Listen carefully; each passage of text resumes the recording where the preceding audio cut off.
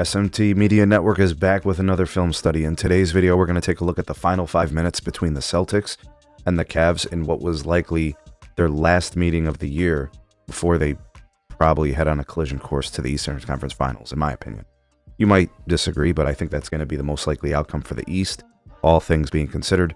Anyways, the reason why I want to do this film study is because I want to respond to a live stream I was watching yesterday from Garrett Bush, who is a content creator on the YouTube platform. He's part of the Cleveland Ultimate Sports Show channel network, and he was talking about Max Strus and DeAndre Hunter and how, Max Strus should not be a starter and DeAndre Hunter needs to be a starter and who plays the most minutes and all this other stuff. And I think some people just overcomplicate things. This is a really simple concept. Both of these teams wanted badly to win this game. And what you're going to see here at the end of the 5 minutes, number one, who do the coaches trust? And number two, who actually executes? And what adjustments you'll see in the future when these teams inevitably play again. All right, so 5 minutes, 5.5 minutes left in the game. The Cavs are up by 5 after storming back and putting the constriction hold on the Celtics after the 25-2 or 25-3 barrage in the first quarter. It was all the Cavs, and the Celtics were kind of running on fumes offensively. But anyways, let's watch some of this film and let's see what we can make sense of. All right, so the Celtics have the ball. It's Tatum at the top. Now watch this. Look, they're trying to get the switch. They're trying to get Garland onto Tatum, right? They don't care about what happens with Derek White, where he ends up or anything. The play is designed to get isolation. Joe Mazzulla wants Tatum with the ball. He wants Garland on Tatum. They want that matchup. Watch Hunter as he fights through the screen to try to stay on him. This is why they brought him in. Still ended up switching, right? So that's unfortunate. But anyways, if you guys look at this play, the first thing that's noticeable is Tatum is getting off. He's getting away with a push. All right, that often doesn't get called on him. But Garland is right there, and then here comes the late rotation help from Okoro. He challenges the shot. Good challenge, hands straight up, no foul. They blow a couple of layups. In my opinion, I think the Celtics got bailed out there. That should have been a stop for the Cavs. Had they actually have boxed out and gotten the rebound, that would have been a good stop. That would have been a good possession. Garland, a very competent defender. Nobody can really guard Tatum, in my opinion, but I think Garland did a fine job with what he could do. This is going to be the next set. All right, now here, the Cavs are kind of spreading things out. If you notice, the Celtics have kind of set up in a zone. Okay, so Derek White is guarding nobody. Horford in the corner on Hunter. You've got a couple of Cavs at the top. There's Tatum. Brown is kind of sort of on the ball. He's cheating off of Garland. Donovan Mitchell is looking for the ISO, but he sees Garland alone. Makes him pay. So here's the next set in response to that three-point bucket from Tatum has the ball. Hunter's watching the action, right? He's on the ball guarding Tatum. This is why they brought Hunter in for the Tatum assignment. Again, watch who Kenny Atkinson trusts in the game with 5 minutes left. All right, so a little bit of movement off the ball. It ends up staying in ISO. They want the screen. They want to get the switch. Good defense. They force the pass out. Easy bucket. That was a bad defensive misassignment there from the Cavs. The Cavs instantly called the timeout. Cavs set. So it's Tatum on Mitchell. All right, now he was looking to drive. He saw the help defense. Everybody's kind of, they're playing man, but they're kind of like off, right? So kind of sort of like ready to move off of whatever Mitchell does. Mitchell with the step back, takes the shot, misses. It's an air ball. Strus with the rebound. They get a second opportunity. Garland, kick out to Wade. They miss. All right, now that's not a bad shot. That's actually a clean look. Ball rotations. It was late in the clock. It's tough to make a shot like that, but it was a clean look. But again, watch who's in the game. Strus was in there. He made a play, was able to track down that rebound and save the possession. And they actually got a decent look out of it. Take a look at what the Celtics are going to do with this next set. So Derek White brings up the ball, but it instantly goes to Jason Tatum. Again, this is a theme you're always going to see with the Celtics. They like isolation with Jason Tatum. That is their offense right now. They don't have Porzingis in this game. They don't have Drew Holiday in this game. So the play is always going to go through Jason Tatum. Let's watch. All right, they move it down to Brown. All right, a little bit of bully ball there from Brown. He's able to get the bucket on Garland. That's a matchup the Celtics like too. He just, Garland's just too small to guard Jaylen Brown. Not many people can actually guard Jaylen Brown, right? You got to force him to be a shooter. You can't let him get in the paint there. The Cavs actually off of that Jaylen Brown make on the take to the rim. They're actually pushing the pace. They got Brown in the backcourt. I think the inbounder's also back there too, which I'm not sure who it is. I think it was Okoro. He's back there. All right, so Garland pushes the pace. He's up the floor. He gives it to Mitchell. Right, the Cavs want the ball in Mitchell or Garland's hand in these sets. Cavs are up 2. Okay, it's DeAndre Hunter. Okay, so you saw the substitution. Okoro out, right? And they brought in DeAndre Hunter. Right now, this is kind of the lineup that you guys want to keep in the back of your mind moving forward in these close games against the Celtics. All right, so let's run it. Mitchell at the top. Penetration. Gets into the teeth of the defense. The ball swinging around. Now, there's only 8 seconds on the shot clock, so you want to look to get action. Here's an opportunity. The paint's actually wide open because there's some movement here. Dean Wade, Jaylen Brown, Derek White, Darius Garland. Let's see what happens.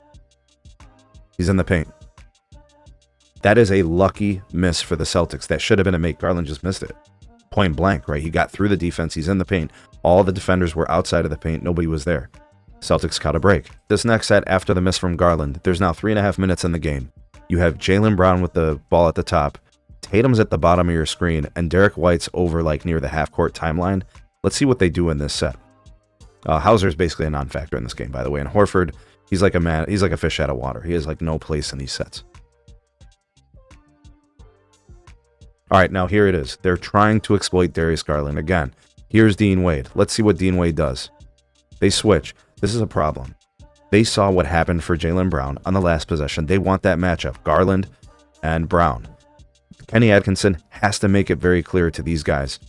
Dean Wade, you have to fight through that screen. The way you fight through that screen is to very simply get between you and your defender, get so close that you could squeeze through any screen and fight through it. And if you're Garland, you got to kind of hedge and force the player back if you can. You know what I mean? And maybe he has to split the defenders or whatever. So that's got to get fixed. All right, so here he is. He's at the top. Look at the spread. Everybody's in a corner. Right? The Cavs are watching, though. DeAndre Hunter cheating, 1 foot in the paint. You could see Strus. He's all attention for the rotation. And down here at the bottom with Mitchell. Let's see what Jaylen Brown does. Good defense from Garland. The only mistake he made is not putting his hands up. But he was right there. Jaylen Brown just hit a tough shot. Make from Jaylen Brown. Consecutive buckets. Right? We're going to see what the Cavs do here. The game is tied. There's now 3 minutes in the game. All right, so here's Max Strus with the ball.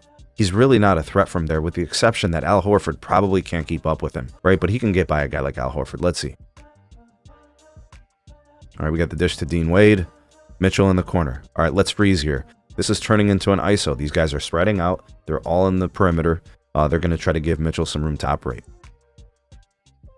All right, now look, here's what the Boston Celtics did. Everybody sagging off their guy. Here comes Brown. He's shading Mitchell. Tatum kind of drops down for coverage a little bit into the paint. He's kind of sort of leaving Dean Wade alone, right? All right, boom. Force the defense to move. That's an open look for Dean Wade. Pump fake. There's motion. Mitchell. He gets right into the paint. That's an easy shot for Mitchell, guys. They're up 116 to 114. There's 2.5 minutes left. Let's see what the set for the Celtics look like as they bunch up guys at the top. Derek White has the ball at the timeline.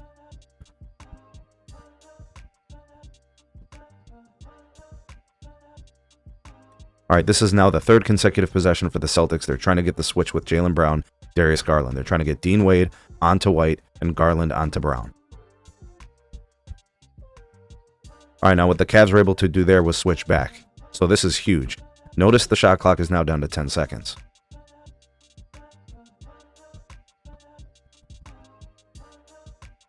All right, and the Cavs get the stop. Dean Wade, the larger defender, able to keep his feet moving, staying in front of Jaylen Brown, making it a tough contested shot. They like that matchup better than Garland. The Cavs did a nice job of executing there defensively. There's about 2 minutes left in the game. Cavs up by 2. You've got Jaylen Brown down here at the bottom of the screen. He's on Max Strus. That's a non-factor. Dean Wade and Garland are too far away to hurt anybody. You kind of have some cheating going on here. It's Horford in the paint. There's Hauser in there as well. This is on the ball for Tatum, and then it's all zone the rest of the way.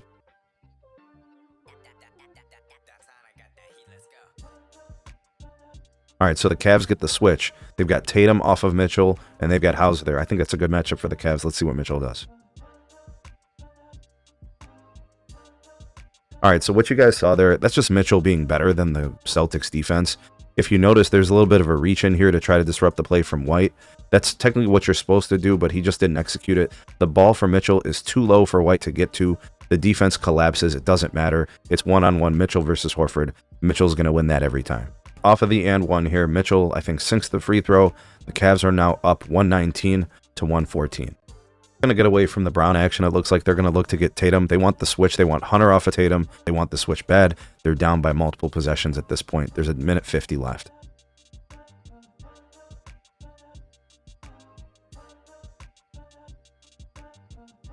All right, now what you guys saw there was a moving screen. The reason why this is a moving screen and the reason why this happened is pretty simple. They want so badly to get this switch that they're not even patiently waiting for the screen to get set. Garland is obviously being a pesky defender, trying to stay inside and lock in on White.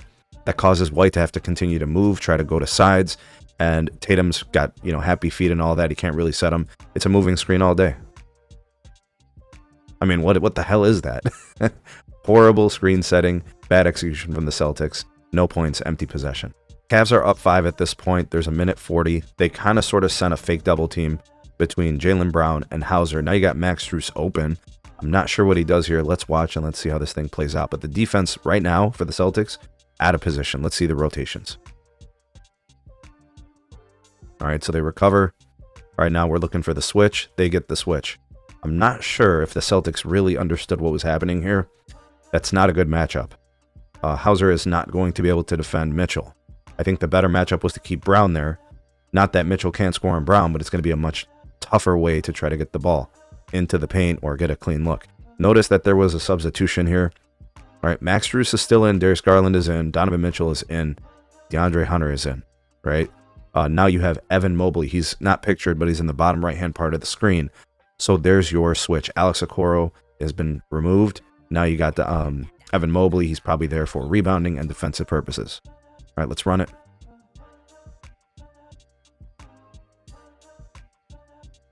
All right, bingo. This is the shot that D-Mitch wanted. All right, look, not great offense, but he believes in his shooting. The Cavs kind of sort of settling there. You get an air ball. Boston can live with that. Donovan Mitchell probably regretted that. That was not a good possession for them. He bailed out the Celtics defense. Except they're trying to get the switch again. It's always the same action. The Cavs can see this coming from a mile away. Hunter onto White, and they want to get Garland on Tatum. They want that matchup.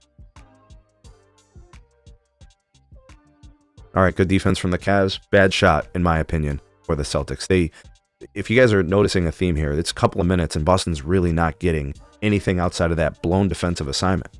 Right? They really are not able to score on the Cavs. The Cavs defense, from a rotational standpoint, doing fine. On the ball, doing fine. Fighting through screens.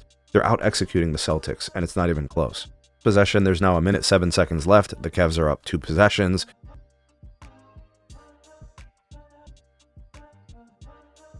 All right, so you see there's a little bit of action there. Got a switch coming on here. Let's see what Garland does with the ball now that Hauser is matched up with him. Clean look. Bingo. Hauser's not going to be able to keep up with Garland. Garland loves that matchup. The Cavs love that matchup. Unfortunately, he doesn't have the feet to keep up with Garland. Not many players do. Very, very shifty player. He's got a very reliable jump shot. That is a good play for Cleveland. They are now up 121 to 114. All right, so now there's urgency. There's 52 seconds left in the game. The Cavs are up by 7 points. Derek White is rushing to get into the offensive set here. Gets a clean look at a layup. Max Strus plays it straight up. Prevents the shot from happening. They reviewed it for a flagrant. I don't think it was called a flagrant. They called it a common foul. Derek White splits the pair. Now the Cavs are inbounding the ball. All right, there's no pressure here, right? It's not like there's a press or anything. There's still 47 seconds remaining, and the Cavs are up by, I think, 6 at this point. Oh, no, they're up by 5 at this point. All right, Derek White is on the ball, applying pressure. All right, let's take a look at the action. Mitchell at the top with Garland.